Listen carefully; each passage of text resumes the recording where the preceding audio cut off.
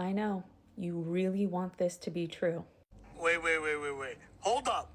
You're telling me that the ICE agents could be deployed to Kuwait to help with boots on the ground and actually fight in a real war instead of pretending to be in a war with American citizens? Get out of here. It's in their contract. It's in the contract that they signed to get that $5,000 bonus when they signed up to join ICE.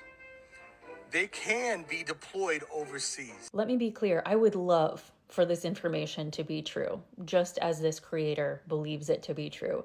But it is misinformation, and I'm going to clear it up. And this is why it is so important that we all develop media literacy skills. I can teach you some of those if you would like in a series, as well as civics. You need to understand how the government works, how our system works, etc. And so when you see things like this, you should be questioning the information and the creator. And I say this as a creator who wants to be checked as well, okay? So this person was hopeful that ICE agents could be deployed overseas, could be sent to the front lines. And so they clearly did some form of AI search, which is what this text is. I can tell that it is.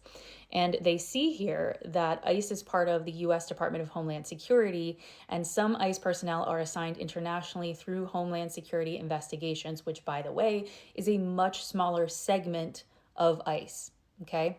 They then are sent sometimes internationally to work at embassies or to work with foreign governments, and it's not going to ever be a situation where they are militarily deployed. It's going to be a situation where there is a crime or a case that involves cross-border trafficking of drugs or humans, some form of deportation crime, etc. It's going to be for a very specific reason, and they are going to be there essentially on a case or a mission. What needs to be made clear is that ICE is a civilian federal government law enforcement agency. I know that's a mouthful, but being that it is civilian, they are not part of the military. They are not trained militarily. They are not a branch of the military.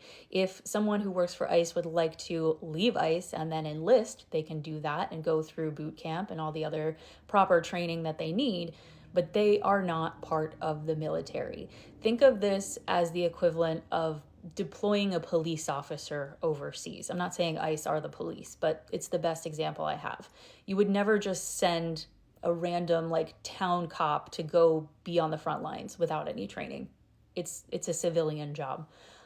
So unfortunately, Stinkster_reborn, not correct. Please check creators at the door.